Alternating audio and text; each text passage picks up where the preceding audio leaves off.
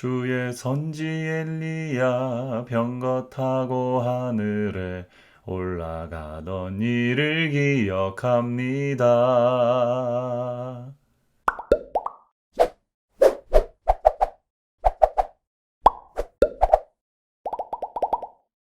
여러분 안녕하십니까? 성경의 인물들의 알려지지 않은 뒷이야기를 살펴보는 성경 인물 탐구의 마이크윤 선교사입니다. 다윗과 솔로몬이 이스라엘을 다스릴 때는 최고 번성기를 이루었습니다만 그 이후로 이스라엘은 둘로 쪼개졌습니다. 북쪽의 북방 이스라엘, 남쪽의 남방 유다로 갈라진 것이죠. 특히 남방 유다는 왕족이었기 때문에 이스라엘의 왕으로서 유다 지파를 인정하는 무리들과 그렇지 않은 무리로 둘로 쪼개진 것이죠. 자, 그 뒤로 북방 이스라엘과 남방 유다의 왕권이 나눠지고 그 민족을 깨우는 선지자들의 역할이 강화되기 시작합니다. 북방 이스라엘이 더 빨리 타락하게 되는데요. 타락의 원인은 시돈에 있는 엣발의 딸과 북방 이스라엘의 왕과가 혼인을 체결하면서 이방신들이 파도처럼 밀려 들어오게 되죠. 자, 그때 일어났던 위대한 선지자, 바로 엘리야 선지자에 대한 얘기를 오늘 살펴보도록 하겠습니다. 자, 준비되었으면 함께 가시죠. 뿅! 자, 성경인물 탐구 27번째 시간 엘리야입니다. 우선 선지자 엘리야라고 하는 그 인물이 갖는 의미에 대해서 살펴보도록 하겠습니다. 자, 선지자 중에 선지자. 이스라엘 백성들은 엘리야를 The Prophet이라고 부릅니다. 다시 말하면 그 선지자죠. 선지자가 이 세상에 딱 한 명 꼽으라고 한다면 엘리야가 바로 선지자다. 그런 의미입니다. 그래서 이스라엘 백성들한테 선지자 이렇게 얘기하면 엘리야를 1차적으로 지칭하는 것으로 알 수가 있고요. 예수님이 이 땅에 오셨을 때도 네가 바로 그 선지자냐라고 물었는데 여기서 말하는 그 선지자는 바로 엘리야 선지자를 의미하는 것이 되겠습니다. 이 엘리야 선지자는 유대인들 전통에 의하면 비느하스 계통의 제사장 후손으로 설명이 되고 있습니다. 비느하스는 이스라엘 백성들이 이 음란한 행위와 제사의 우상에 대한 제사에 빠져 있을 때 칼을 들고 일어난 젊은 제사장이었죠. 그러니까 엘리야도 이런 정의심 또 하나님을 향한 열심이 대단히 큰 인물이었다는 것을 알 수가 있습니다.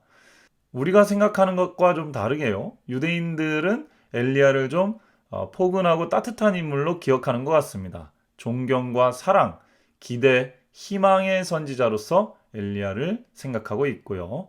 엘리야는 반은 인간이고 반은 천사다라고 설명하는 글들이 있을 정도로 엘리야는 굉장히 영적으로 깊고 높은 수준을 이룬 사람이라고 기억하고 있는 것 같습니다.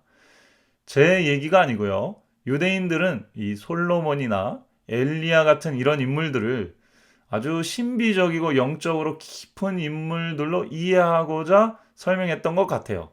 그래서 솔로몬도 뭐 독수리를 타고 하늘나라를 올라갔다 이런 내용들이 나오고 엘리야도 본인이 새가 되어서 곳곳을 돌아다니면서 혹은 사람들의 꿈속에 나타나서 사람들에게 계시를 전달하는 역할도 했다. 자, 그런 것들이 확장되다 보니까 엘리야가 그냥 인간만은 아닌 것 같아.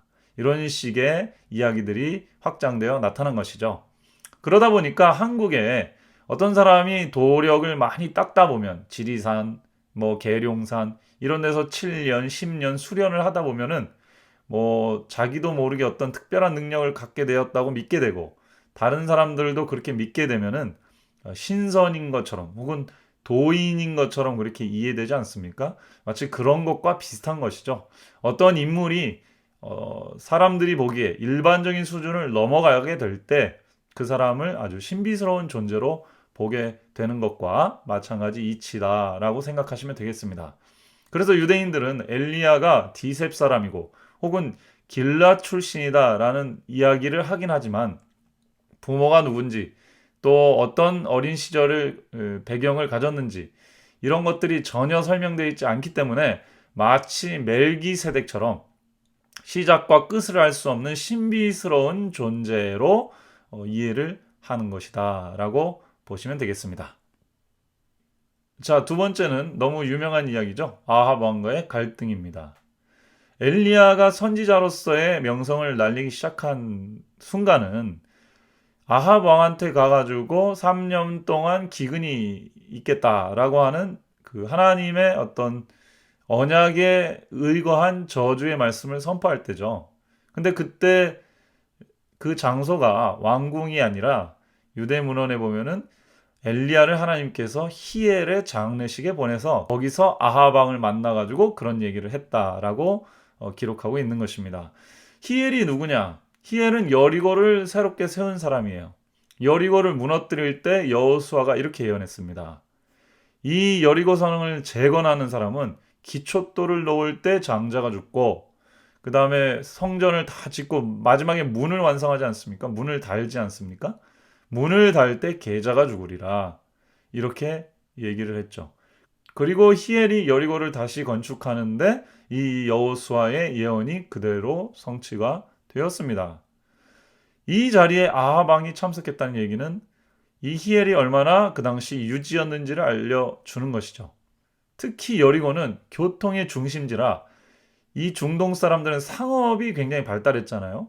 무역로 한가운데 있기 때문에 매우 중요한 돈을 벌 수 있는 도시였어요. 자, 그러다 보니까 아합 왕도 그 마을에 그 도시를 재건하는 것을 원했던 것이죠. 여호수아 시대까지는 이 도시가 저주받은 곳이다라는 생각이 있었던 것 같아요. 그러나 아합 왕 시대가 되면서는 그런 저주를 무시하고 돈을 많이 벌면 되지 하고 자신이 아들이 죽을 위험이 있음에도 불구하고 이 성읍을 재건축한 것입니다. 거기에 아합 왕이 참석한 것이죠. 아합 왕도 히엘도 굉장히 정치적으로 높은 위치에 있었던 인물임을 알 수 있습니다. 하나님이 디셉 사람 엘리야에게 거기에 참석하라고 합니다. 거기에 참석하기를 엘리야는 처음에 거부했다는 거예요. 참석하기 자체가 부담스럽기도 하고 그 모습을 보기가 불경스러웠다라고 표현이 되어 있습니다. 근데 하나님께서 거기에 엘리야를 참석시키는 이유가 있었던 것이죠. 그냥 가서 구경하고 뭐 잔치에 음식 얻어먹고 그렇게 하라는 게 아니고 거기에 가서 히엘과 아합에게 그리고 거기에 모인 많은 사람들에게 이 장례식은 왕공식이랑 같이 이루어진 일인데 이때 엘리야가 그곳에 참석해서 자, 사람들이여 생각해봐라. 하나님의 말씀이 저주에 대한 말씀이 그대로 이루어졌다. 그래서 지금 우리가 생각해야 될 부분은 여리고가 재건됐으니 돈을 많이 벌겠다가 아니라 하나님의 언약이 여전히 살아 있다라는 것을 깨달아야 된다. 그럼 우리가 이렇게 우상 숭배를 하고 있으면 어떻게 되겠는가? 예언된 대로, 언약된 대로 기근이 임할 것이다. 이 말씀을 엘리야가 선포하도록 하나님께서 엘리야를 보내신 것입니다. 자, 그래서 거기서 죄악으로 인한 기근을 엘리야가 예언을 했죠. 그러니까 여리고 사람이라든지 아합 왕이 이 엘리야를 공적으로 돌릴 수밖에는 없게 되었습니다.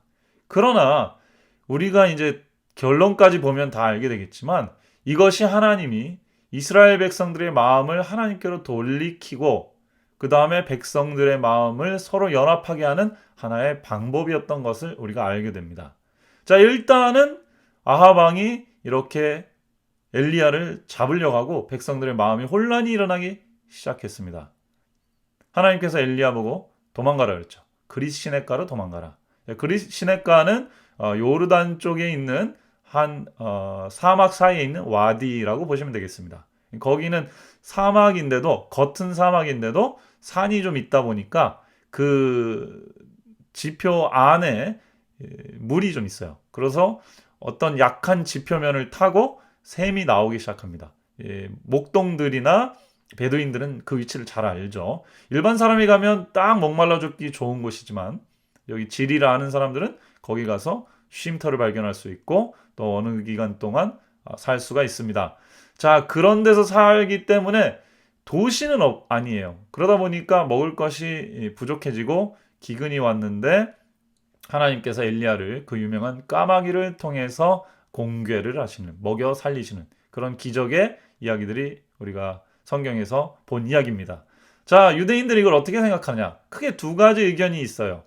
남방 유다 여호사밧의 왕국에서 음식을 까마귀들이 훔쳐다가 이 엘리야를 먹여 살렸다라는 의견이 있고, 이 까마귀가 두윕 오렙이라고 하는 이 검은 새라고 하는 뜻도 갖고 있거든요.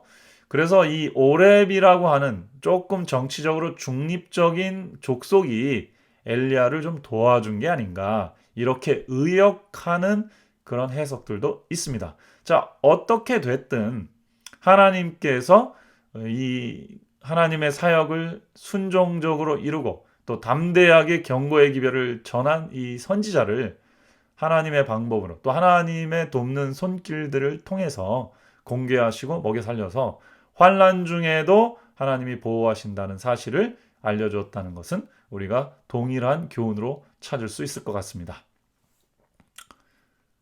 자, 세 번째, 그 유명한 갈멜산 대결이죠. 저는 갈멜산을 가봤는데요. 갈멜산은 지금 이스라엘 약간 북서부에 하이파라고 하는 해변가 도시로부터 바로 있는 산입니다. 그러니까 해변가에 있는 산이고 높은 지역이에요. 1700m 정도 된다고 나와 있는데, 이게 이제 일반 산지에서는 그렇게 높은 산은 아니죠. 그렇지만 해변가에서 바로 올라가니까, 해발 1700m를 바로 올라가니까 상당히 높고요. 그러다 보니까 거기에는 이제 비도 내리고 바닷가에서 바람이 불어오거나 구름이 이제 올라오니까 거기에 비를 뿌리고, 또 거기에는 그러니까 다양한 식물이 살 수밖에 없었고요. 또 주변이 확 트인 공간이다 보니까 산 위에 제단을 쌓고 예배드리기가 매우 좋은 것이었습니다. 그래서 서해안 쪽에 아주 유명한 성소, 고대로부터 아주 거룩한 장소로 인식이 되었고, 이스라엘 백성들은 거기다가 제단을 쌓고 여호와 하나님께 제사를 드렸습니다. 그래서 동부의 산 언덕 위에는 예루살렘이 그 성지의 중심이 되었지만, 서부는 이 갈멜산이 하나의 아주 거룩한 산이 되었던 것이죠. 그리고 거기에는 동굴이 참 많습니다. 여러분들 중동에 가보시면은 이 석회 지질이어서 그런지 몰라도 굉장히 그 작은 동굴들이 굉장히 많습니다. 그래서 거기서 거룩한 땅이니까 또 그 동굴에서 기거하면서 수련도 하고 기도도 하고 이런 사람들이 굉장히 많아요. 그런 거룩한 곳입니다. 자, 그곳이 이러한 영적인 전쟁의 전쟁터, 싸움터가 되었다는 의미는 무엇입니까? 거기가 바알 신의 산당으로 바뀐 거거든요. 그게 아합 시대에 일어난 일입니다. 자, 그러다 보니까 기존에 여호와께 드리던 거룩한 지역이 바알과 아세라의 제사장들과 신전으로 탈바꿈되었거든요. 거기를 다시 되돌이키는 일은 매우 중요한 겁니다. 그러니까 이거는 마치 예루살렘에서 어떤 신이 참신이냐 제사 대결한 거랑 똑같은 의미예요. 북방 이스라엘에서는 예루살렘에서 할 수 없었기 때문에 갈멜산에서 했다, 이렇게 이해를 하시면 될 것 같습니다. 유대인들의 그 미드라시의 재밌는 이야기를 보면은 그때 두 마리의 쌍둥이 소가 선택이 되었다. 그래서 한쪽은 바알 신에게, 한쪽은 여호와에게 바쳐지도록 구별이 됐는데, 이 바알 신에게 바쳐지기로 작정된 이 소가 막 이렇게 울면서 질투했다고 해요. 왜 나는 이 부정한 바알 신에게 바쳐지냐, 의미 없이 죽임을 당하게 되냐, 나도 여호와께 바쳐지고 싶다, 이런 얘기들이 뭐 나옵니다. 이건 재밌는 얘기로 그냥 제가 넣었고요. 그 다음에 이제 바알에게 제사할 때 하나님께서 온 천지를 정말 고요하게 만들어서 바람도 새소리도 나지 않아서 바알 신이 존재하지 않는 신이라는 것, 천지 만물이 아무 자연적인 우연적인 어떤 미동도 하지 않도록 하나님께서 붙드셨다, 이런 얘기가 나옵니다. 그리고 하나님께서 엘리야가 물을 붓고 흠뻑 적신 이 제단까지도 태우는 불을 내리셔서 이스라엘 모든 사람들 앞에 여호와 하나님이 살아있다는 것을 알린 것이죠. 자, 그렇게 되니까 갈멜살이 순식간에 다시 어떻게 됩니까? 하나님의 성지로 바뀐 것이죠. 이게 이제 계시록에 보면 영적 전쟁, 아마겟돈의 약간의 어떤 모티프가 되기도 한 사건이 되는 것입니다. 그러니까 영적인 전쟁이죠. 자, 그때 동굴에 또 누가 있다고 그랬습니까? 하나님께서 남겨둔 사람들이 또 있다고 표현이 돼 있어요. 그러니까 동굴에는 이미 바알신과 아세라신을 섬기는 제사장들의 수련 장소이기도 하지만 여호와께 드리는 예배를 준비하던 사람들이 있었는데 그 사람들이 뭐 한 거예요? 피난해서 동굴에 다 뿔뿔이 흩어져서 숨어 있었던 거죠. 이제 그 사람들이 엘리야 때문에 다시 전면에 나타나게 된 겁니다. 자, 그렇게 되니까 이스라엘 백성도 여호와 신앙 안에서 다시 하나로 뭉치게 되는 것이죠. 그 결정적인 역할을 한 인물이 누구냐? 그게 엘리야인 것입니다. 그래서 엘리야를 그토록 중요한 거죠. 엘리야의 이름의 뜻이 뭡니까? 여호와가 하나님이시다. 그래서 그 여호와가 진짜 하나님이고 그 하나님 중심으로 이스라엘 백성을 하나로 만드는 것이 엘리야의 사명이었던 것이죠. 자, 네 번째, 호렙산 동굴에서 있었던 일을 좀 설명을 드리겠습니다. 엘리야가 이제 아합 왕과 관련된 업무를 했습니다. 이제 비도 왔습니다. 그런데도 이세벨이 엘리야를 죽이려고 합니다. 아합 왕은 마음이 많이 움직였습니다. 그러나 이세벨은 오히려 분노했죠.